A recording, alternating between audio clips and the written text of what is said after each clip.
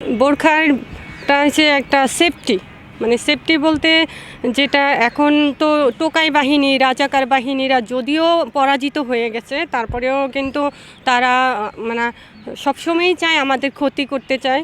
তো সেই কারণে বোরখাটা নেওয়া, আর কিছু না। আরও কিছু বিষয় আছে, যেমন বোরখাটা আমি এই জন্যই পরি, যেমন আমার নিজের একটা সেফটি আছে।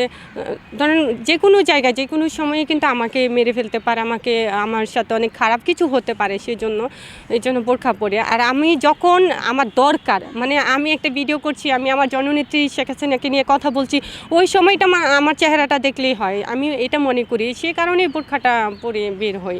আমার জননেত্রী শেখ হাসিনাকে আমি আমার জীবনের চাইতে বেশি ভালোবাসি। ওনাকে ভালোবেসে আমি অক্লান্ত পরিশ্রম করে যাচ্ছি, আমি আমার জায়গা থেকে কাজ করে যাচ্ছি।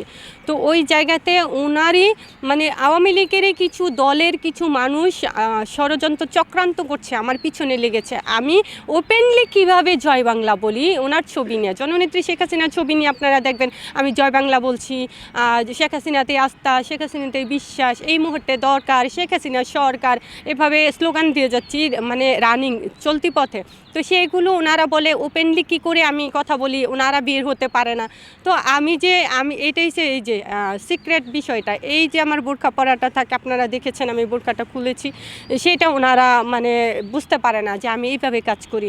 এটা আমি অলরেডি কিছুদিন আগে এটা দেখাইছি যে আমি এইভাবে কাজ করি। আমি রিক্সাতে একটা ভিডিও আপনারা হয়তো বা দেখেছেন, সেটা দেখার পরে ওনারা ষড়যন্ত্র করছে, বলে যে আমি নাকি ওপেনলি কাজ করি, পুলিশ আমাকে ধরে না, তার মানে পুলিশের সাথে আমার হাত আছে, আমি নাকি যে জামাত শিবিরের এজেন্ট হয়ে কাজ করছি। তো বা এগুলো হাস্যকর। আমি যদি জামাত শিবিরের এজেন্ট হইতাম, আমি মাসে মাসে বাসা চেঞ্জ করতাম না, আমার অসুস্থ বাবা নিজের ঘরে থাকতে পারতো, আমি আমার স্বাভাবিক লাইফ আমি জীবন পার করতে পারতাম, সেটা পারছি